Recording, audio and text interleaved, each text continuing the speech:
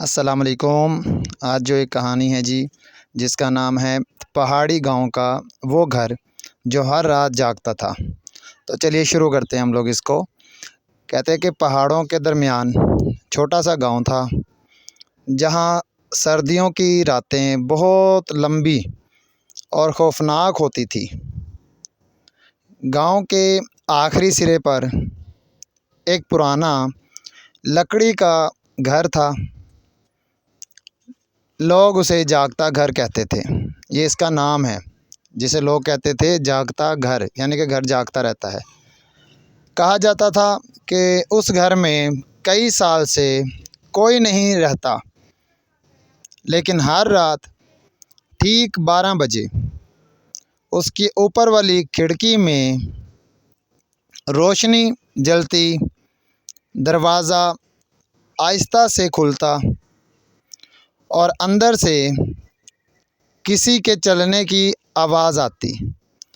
हालांकि बताया था कि ये तो खाली है, पुराना घर है, इधर तो कोई रहता नहीं होगा, लेकिन अंदर से चलने फिरने की आवाज़ आती है।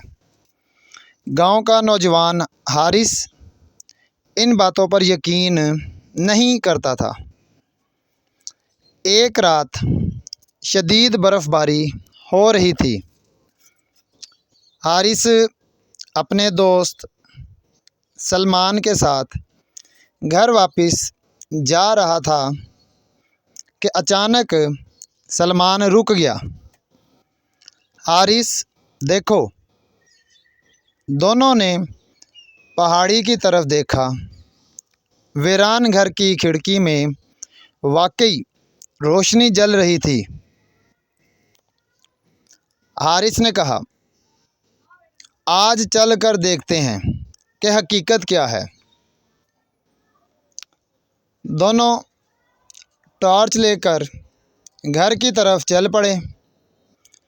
जैसे ही वो दरवाज़े के करीब पहुँचे, दरवाज़ा खुद ब खुद खुल गया।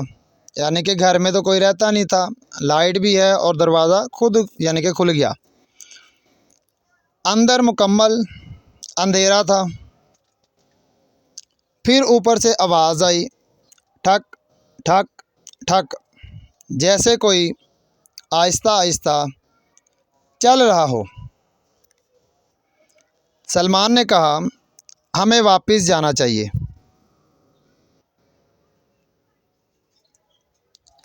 लेकिन हारिस सीढ़ियाँ चढ़ने लगा, यानी कि हारिस से सीढ़ियाँ चढ़ने लगा। वो मज़ीद ऊपर जा रहा था। ऊपर एक कमरे में पुरानी मेज़ पर एक डायरी रखी थी। हारिस ने उसे खोला, यानी कि डायरी को खोला। पहले सफ़े पर लिखा था, अगर तुम ये डायरी पढ़ रहे हो तो समझ लो घर दोबारा जाग चुका है। ये कैसी स्टेटमेंट है कि अगर तुम ये डायरी पढ़ रहे हो तो समझ लो कि घर दोबारा जाग चुका है, उसके अलावा सो गया होगा घर। अच्छा, ये भी एक स्टेटमेंट है, सही है। तो हारिस के हाथ कांपने लगे। अचानक नीचे का दरवाज़ा ज़ोर से बंद हुआ। हालांकि घर में तो कोई भी नहीं है और दरवाज़ा भी खुल गया है और दरवाज़ा बंद भी हो गया है। तो चलें भाई, दोनों ने नीचे देखा, वहाँ कोई नहीं था। फिर डायरी का एक और सफ़ा खुद ब खुद पलटा, यानी कि हारिस ने नहीं पलटा, खुद ब खुद ही हो गया। इस पर लिखा था, हर रात घर किसी एक शख्स का इंतज़ार करता है। ये लिखा हुआ है जी कि हर रात घर किसी एक शख्स का इंतज़ार करता है। इसी लम्हे घड़ी ने 12 बजाए। ऊपर वाली रोशनी बुझ गई। अंधेरे में सलमान ने हारिस का हाथ पकड़ लिया। हारिस, मेरे पीछे कोई खड़ा है। हारिस ने आहिस्ता से पीछे देखा। कमरे के कोने में एक लंबा सा साया खड़ा था। दोनों चीखे और सीढ़ियों की तरफ भागे। आप देख लें कि उधर तो कोई रहता भी नहीं था और इन्होंने क्या देखा है। और बाद में ये दोनों वहाँ से भागे।